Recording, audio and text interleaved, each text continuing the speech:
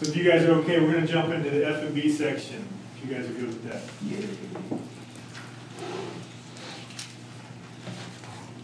The F&B overall top number, we're looking at a revenue of 1.391 compared to the budget last year, 1.37.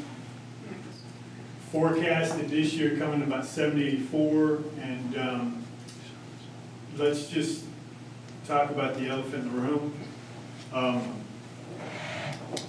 You can throw COVID into the picture, but you can also have to throw into the picture that we just weren't open. Most of our outlets were not open, they weren't operating, they weren't full-time. I can throw you in just a little tidbit of what we've been tracking since DeSoto opened. And DeSoto's open, it's breakfast, lunch, and dinner. It's actually doing real. The first 11 days DeSoto was open, we're tracking roughly averaging about 2,200 a day. And that's very early in the game. That's without advertising breakfast and lunch. It's without doing a lot of specials. And that's why I believe the numbers, that 1.3 is going to be a lot bigger than that. I think you'll see it on the DeSoto line. I think that Chef Brian and the ideas we have, and that's just touching DeSoto. That's not really, we've kind of morphed into Granada. We're going to change Granada up a little bit. We're going to spice things up. A lot of specials, a lot of BOGOs, a lot of things to really generate some excitement for getting people in. We've got the right guy to do it. It's going to take a little time. It's not going to happen overnight. We're going to have some fumbles. We're going to have some offsides. We're going to have some holding. But I guarantee you within time we're going to have a robust operation. We're going to be smart about it. But if you look at 2019, we came in at 1.22. I still think, you know, the big number to me is that 577, that loss on 2019. And the plan here is a 2-year stage. This year we're going to chop it in half. By the end of this year, I hope that, I'm looking for that 319 to be a lot lower than that. And then next year is where we really get into where we're talking about making some money. And in that capital, we're only requesting, putting in the budget about 53.7 in the capital budget. Very necessary things, a few things that are broken down. But we're gonna try to get through this and use the tools we have and use what equipment we have. And this is going to be a really responsible year. If you look at compensation compared to 2019, we're pretty much a little lower. Operating expenses compared to 2019, we're a lot lower. I think boosting the revenue, watching the expenses. One thing you got to really look at, if you look at 2020 and you look at some of the others, some of our outlets were running labor, and I don't even want to say the numbers because it makes me cringe, but some of them were running labor 80% and above, which in food and beverage you should be around 30%. We're going to fix that. It's kind of crazy. So these are a lot of easy fixes I think we can incorporate. Our food and beverage cost of sales was way out of whack. Our beverage sales, our wine sales, I don't even think I put them where Brian wanted them. I think he wanted them a little lower, but I wanted to go a little conservative to make sure we could hit these things and make a budget we could hit. So I think one of the things we're working on in food and beverage is the menus we use are a lot of cross-utilization menus where we can save money and actually jump on and make good of our cost of sales. And our food and our beverage lines, our wine lines, and our mixed drinks lines, I think there's a lot of room to improve on those too. I came from a state where you couldn't run a happy hour. It was against the law. And now we're in a state where you can run a happy hour, you can do specials, and by God, we're going to do a lot of happy hours, a lot of specials. And I think it'll be fun. I hope everybody gets out and gives it a chance. If you come out and have a bad experience, it's going to happen. Give it another try, because I guarantee we're going to get better. That's how these things work. So we can dive into, I mean, your 373, I think that's going to be a lot better this year, but it almost cuts, you know, we're trying to work on that 2019 actual of 600. We're going to try to cut that in half. This year's forecast of 580, it's a complete misnomer because we really weren't open. Even when we were closed, even when we were open, we weren't open. So I think there's a ton of room to do that. We can jump in operation by operation if you guys want to go through that. Just give you an idea quickly. I can. So, just so you know, we do have this for everyone. I promise we did our due diligence. I just didn't put it all up here. Well, this is why it took so long, because we had to go through every single operation, and these are just, we haven't even touched the surface. So your first one you're gonna see here is Admin. admin. This is just your straight across administration line. One thing you'll look at on the 2020, or actually 2019, let's look at 2019 actuals. On that top line, we're going from 126 to 79. That's planned. That's a start of where we're going. It's a couple different things we're doing in that. You won't see much in operating supplies, which is your next line, the big item. We're keeping those pretty flat, if not taking some things away. The only thing you'll see across the board, and I'll jump on it right now, is it in this one? No, so it won't be an admin. I'll show you in the next one. But no capital, so that kind of explains the admin line. We'll jump into Magellan. Let me try to make some of this a little bigger. Nope. There you go. So this year alone, it's very interesting. The actual is going to be about 15,000. The forecast, the forecast is going to be about 22,000. If you look back in history, we budgeted 72. 2017, 67, 61. 2019, we did 72. We're going to change some things up there, and one of the biggest things we're going to change on a couple of these courses is add on a beverage snack car that's going to be going around and selling snacks and candy and sandwiches and water and Gatorade. We're going to expand our liquor license, which we can do. We found out we just got to expand the license and get it approved. We'll put beer and stuff on there too. So I think that's going to boost revenues across the board. But we feel pretty confident with the 71,000 going into 2021, just with some minor changes and some minor adjustments. Cost of goods, you'll see on the right, we're doing a little spreadsheet of where we're at. 35 is too high right now, but it was up in the 40s, so we're bringing it down. Our overall, what we're looking for in overall cost is around, what are we bring up, 30? We're looking around 30 is what we're trying to get to.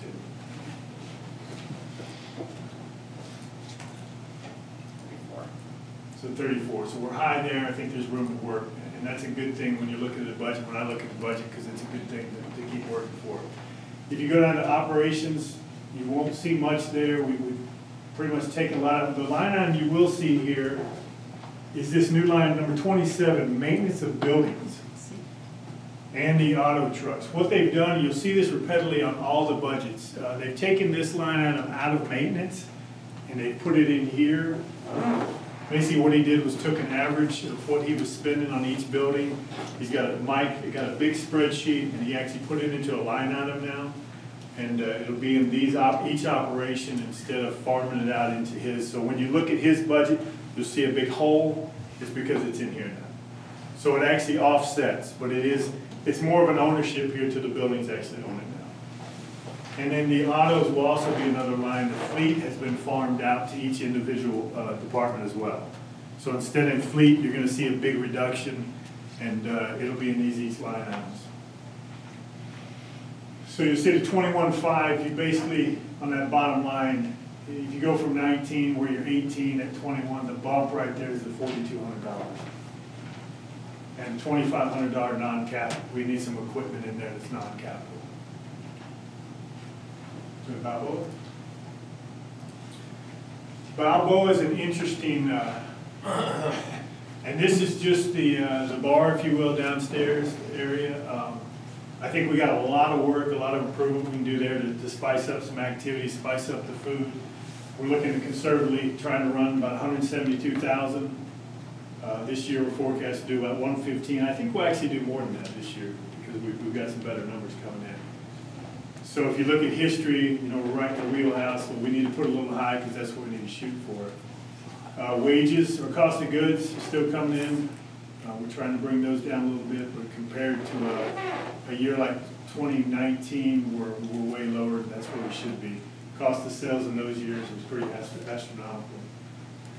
Wages are pretty much coming in about the same, a little higher because we're going to do a little more business, and some of the minimum wage hit there too.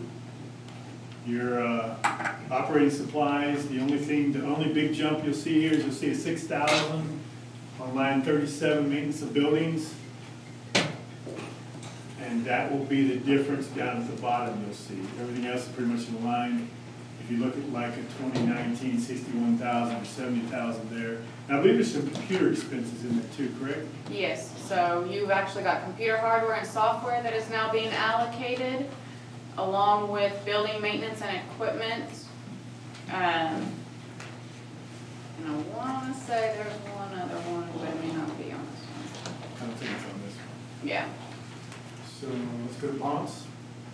This has two capital pieces, 5,000 for refrigerator and 8,700 for resurface. What was that, resurface?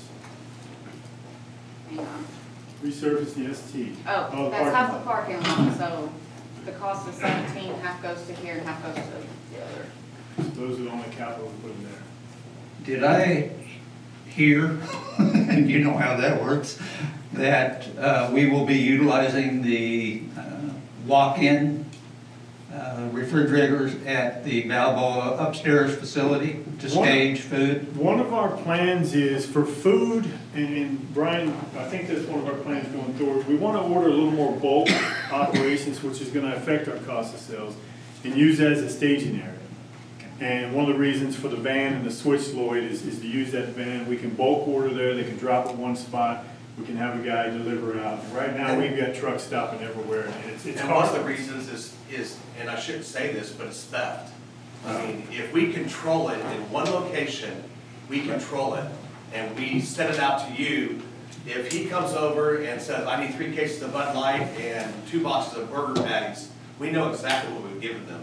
And we can account for that. We can look in the POS and see exactly all those bottles of beer and all those burger patties. Because the problem that, the first thing I said to Mr. King when he was driving around during interviewing was, I wonder what the theft is here. Because that's the first thing I said. I didn't want to go there, but I will. Sorry to say that word. I didn't want to go there, but I think one of the things we're really going to see on not only our cost of sales, but also on our profits is when Brian gets his perpetual inventories going. I think we've done a really lackluster job in the past of really controlling inventories. And that's his specialty. One of the reasons I liked him is because he comes from a background where that means your career pretty much. You got to watch it. So that's a big piece that I think is going to affect us. Well, and the reason I pointed out is because that is a big piece and hasn't been well controlled in the past, so Well, thank you. We got great cold storage over there. We got great storage ability that can be locked and contained. And if we do it right, it's our own little mini distribution center. The only tricky part we've got, being in 2 counties with liquor and beer, gets a little hazy, so we're going to have to work around that a little bit. But we'll jump to DeSoto. Is that DeSoto? So DeSoto, you'll see up top, you're looking at 2019 actuals of 442. This year alone, we're going to come in, I'm guessing we're going to come in closer to about 350, 360, if not maybe a little more. We're shooting for 515, and I think that is way low than what we're capable of doing. I think it's a good target to shoot for. I think we've got way too much potential there. That doesn't include cranking back into the banquet business, the party business, running a lot of extra specials. That doesn't include the piece if we start getting tournaments in here. So there's a lot of pieces in there we could really, I mean, I expect those numbers to be pretty astronomical, but seeing how we're budgeting for COVID, I think that's a conservative look at it. It can only get better. I mean, if you go down into wages or cost of goods, we're really working on that. Even with our numbers up, if you look at 2019 actuals, they were running 245,000 on a 442 revenue. We're running 174 on a 515. So we're going to do things the right way, and I think farming these out and doing a bulk ordering is going to help us a ton more. And we'll get that cost down to around 32% total cost. Wages you'll see from 2019, 316, we're going full operation, and we're going to be running 278, right around that ballpark. If you look back even before, 219 was 339. So we're stacked really heavy, and we weren't even really running the way we could run. So we've got some really good cooks Brian's hired here lately. We're doing a lot of training, and I tell you what, some good things will happen. As far, if you're looking at budget, where they budgeted at 316, it was kind of an interesting budget look at how the numbers were skewed. And like she said, they took an overall part-timer and gave him as much part-time revenue as allowed, or hours as allowed. We broke it down to each individual and actually analyzed and averaged out what they would work. So if you had a guy that came in maybe once a week, on last year's budget, he was given the max, which is how many hours? 1040. 1040, you know, so we've kind of got real on every line item. So if you go down to the bottom, the only expense you'll see in here is the 10,000, that's the big misnomer, that's the maintenance of buildings. And if you go down to everything else, it's pretty much in line as far as budget and history. We're coming in 161 to a budget last year, 164 to actuals, in 2019 at 176. So we feel pretty good about that. We do have one capital expenditure, 10,000, which is some kitchen equipment that we desperately will need in there. Well, let's go to Waypoint, let's go down the line. Waypoint's a pretty easy one. We expect great things out of Waypoint. I think it's one of the most unique pieces of property we have. I think it's underutilized. I think Brian has got some great ideas out there to really do some great summer activities and picnics and barbecues, really run a really different menu. I mean, every time I go down there, there's a lot of people down there, so I think the audience is there, we really got to capitalize on it. One of the things we're looking at is making sure the labor in the back of the house is running good. It's a little higher because we're going to do a little more things in there, but it's still, as far as average, it comes in pretty good. I think 73 is definitely doable. I think with some of the specials and some of the things we're doing, even with COVID out there, there's a lot of things people want to be outside. They want to go on the patio, so we feel good about that. The only thing down here on the bottom, it jumps out. Operating supplies, of course, with more revenue and more cooking, you're gonna operate supplies. You got the 3,600 for your maintenance of buildings, which is a new line item. You're coming down at the bottom of 22. You say take that 3,600, you're right in line with everything else. The 19th is nothing but a shell. Which one's this? Coronado. Coronado is another kind of interesting one. We're kind of going low. It's because we don't really know what's going to happen. So this is more of a COVID budget. We hope we crank this thing open and start doing more things. We went really conservative, kind of going lines of 2019, what we did there. Nothing really big in there. The labor's still down. Expenses are the same. There's a $1,200 maintenance of building which pops in there, which jumps it up just a little bit. Cortez is a lease.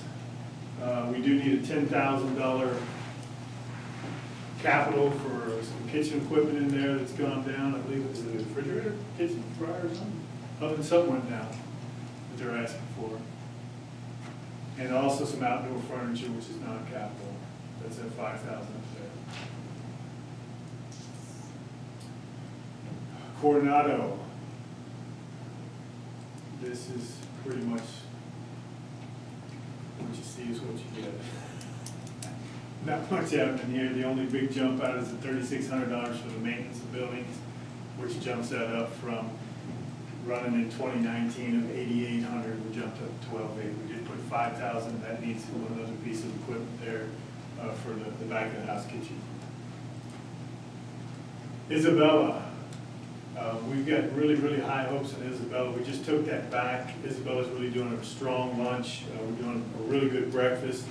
And Brian hasn't had the chance to roll over there and really adjust that operation, do some good things out there, some tournament mixes and some other things. So we think, still conservative, we think 98.2 is well within means to do.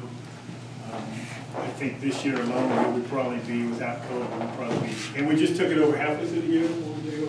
Just in July? So these numbers, this forecast is probably half of what we would have done if we still had it. So that number looks pretty good there. It was mid-June.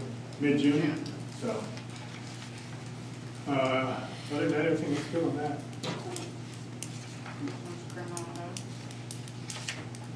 This is Granada. Now Granada, if you look At the budget, now right now, Granada is another place, we just started doing full service. We do breakfast, lunch, and dinner there. We changed back to the menu. The weekends, I don't know if you guys have been up there, the weekends it has just been absolutely packed. It's doing really good business, and we haven't even had Brian put on some touches on there. So we feel that 387 is conservative again. I think we can do a lot more there, but it's contingent on what we might have to deal with next year. Labor's pretty much in line. If you look at 2019, 155, we're budgeting about 131. Budget last year was 150, so we brought those down. We also brought operating expenses down. Actually, That was operating cost of expenses, goods, this is wages. that's way up. Okay, that was cost. Wages actually will go up from 2019 due to, we had a dual restaurant manager put in there. And what else was in there? Dual chef. Dual chef was put in there. So it's gonna share a little bit, but also 247 off the higher revenue will equal out on that, keep the cost in line.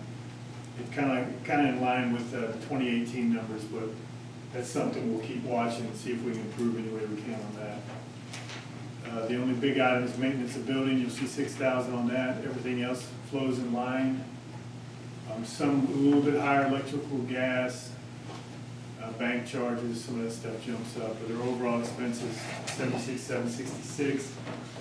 If you go with the last 3 years, 17, 18, 19, is pretty much in line, and also you have to take that 6,000, was it maintenance of buildings? 6,000 out, so we're really in line with where we need to be. And that's, keeping expenses in line with the several past years is kind of, that's a good thing, because inflation, everything thinks should be going up. And we did have 5,000 earmarked for capital for table and chairs, and we also had 5,000 for equipment back there. We got some equipment back there in need of some major repair. Ponce, Not much. not much here. This is obviously, yeah. What's the next one? That's it? That's it, you're done. So that's F&B, let's go back to the main page. That's F&B in a nutshell. Any questions overall? I have a comment, a couple of comments. I like looking at the revenue to expense ratio, and just calculating what you're proposing for food and beverage. If you hit your target goal in revenue and keep your expenses where you say, you will be returning 80 cents in revenue for every dollar spent. That in itself would be tremendously improved over 2017, 2018, and 2019, when the return was only in the area of 65 cents. So still not obviously a break-even position, but that would show a tremendous improvement. And you guys know exactly what drives the improvement in the restaurant business, and you know all about that. I'm not going to preach to that. It's good service, and service comes from training. DeSoto is the crown jewel. We got to get that back up to what I hear is the crown jewel state of what it was before. So on the one hand, your goal for food and beverage is a bit aggressive when you just look at the return, not so much in the overall dollars, but in the return. And I hope that is something that I know this group will be pulling for you to achieve that. Yeah, I think one of Brian's toughest challenges is staff. I mean, it is you wouldn't think it's tough, and we kind of went out and what we pay our wages for our servers, you would think we'd be knocking down the door, but it is, I think Kim, our HR, said the other day, we get 3 in, we get 1 leaves.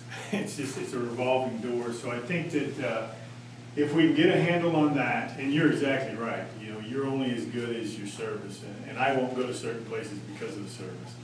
And I think that's one thing that Brian is really going to work on. Brian right now is kind of handcuffed because he's in the back of the house doing everything, and we're not really able to train. But I think moving forward, we get the right pieces in, the training will come along. And I really think that the F&B picture is going to be a pretty picture. I think it's a 2-year stage. I think we bite into it, we take as much as we can this year, next year we start really getting a game plan, start making money.